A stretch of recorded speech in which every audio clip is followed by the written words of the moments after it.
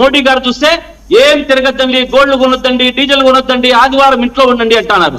ఈ రోజు చంద్రబాబు నాయుడు గారి కాన్వాయ్ చూస్తే 15, 20 తిరుగుతున్నాయి.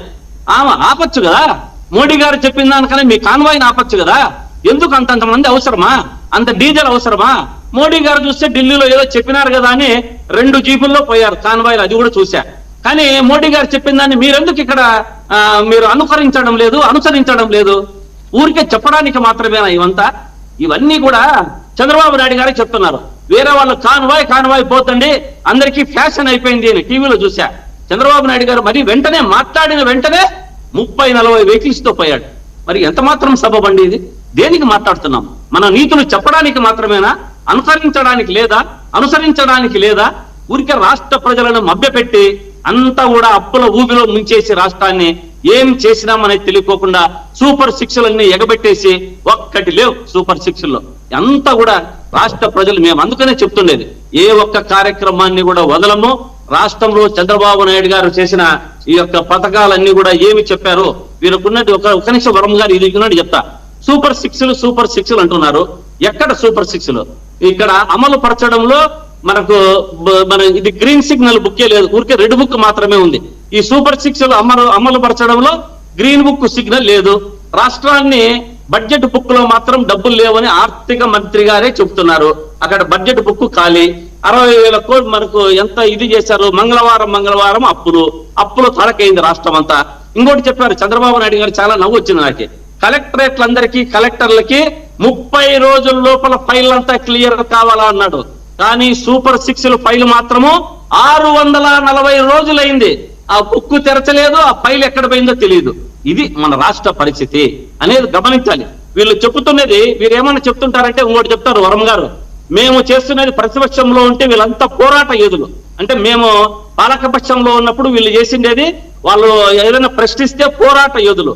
కానీ మేము ప్రతిపక్షంలో ఉండి ఇప్పుడు మాట్లాడితే అభివృద్ధికి ఆటంకకులు అంటున్నారు.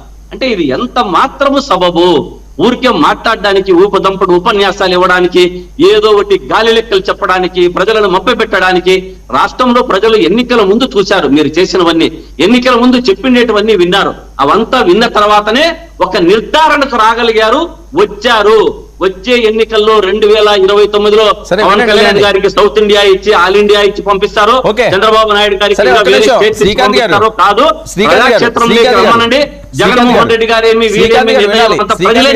గారు టైం తక్కువ ఉన్నది, ఇంకా ఇద్దరు మాట్లాడాలి కాబట్టి మీరు ఇందాక ఏదో అడిగారు కాబట్టి అది చెప్పాల్సిన బాధ్యత నాకు కూడా ఉంది కాబట్టి సింపుల్ గా చెప్పేస్తాను. ఆంధ్రప్రదేశ్ 2024-26 మధ్య పంచాయతీరాజ్ శాఖ 15 ఫైనాన్స్ కమిషన్ నిధులు జిల్లాల వారీగా లభ్యమైన డేటా ఇది ప్రధానంగా మండల పరిషత్తులు వాటికి కేటాయించింది. 2024 నుంచి 25 వరకు కేంద్రం ఆంధ్రప్రదేశ్కి మొదటి విడతగా 988.77 కోట్లు రిలీజ్ చేసిందండి. యునైటెడ్ ట్రైడ్ గ్రాంట్స్ విడుదల చేసింది. ఇది 9 జిల్లాల పరిధిలోని 615 మండల పంచాయతీలు, 12,853 గ్రామ పంచాయతీలకు ఇవి వర్తిస్తున్నాయి ఈ నిధులు.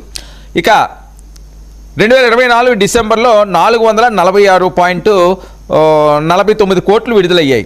2025-26లో మరొకసారి 410.96 కోట్లు విడుదలయ్యాయి. జిల్లాల వారీగా ఇది మొత్తం చూసుకుంటే మీ జిల్లా అనంతపురం 87.83, చిత్తూరు 85.32, ఈస్ట్ గోదావరి 109.31, గుంటూరు 81.58, కృష్ణా 68.47, కర్నూలు 82.18, ప్రకాశం 74.15, నెల్లూరు 59.32, శ్రీకాకుళం 61.39, విశాఖపట్నం 68.17, విజయనగరం 52.35, వెస్ట్ గోదావరి 79.61, కడప 58.56. మొత్తం ఈ 13 జిల్లాలకు కలిపి 968.25 కోట్లు కేటాయించారు. ఓకేనా? Thank you Vijay. వర్మ గారు మొత్తానికి వాళ్ళ తరఫున, జనసేన తరఫున, టీడీపీ తరఫున చాలా కష్టపడి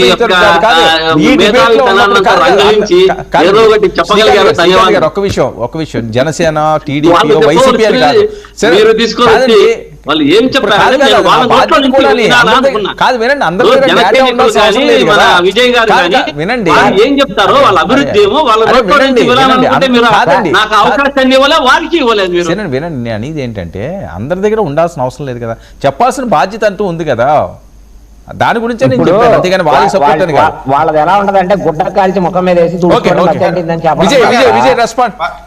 వర్మ గారు హ్మ్. ఇప్పుడు పవన్ కళ్యాణ్ గారి శాఖల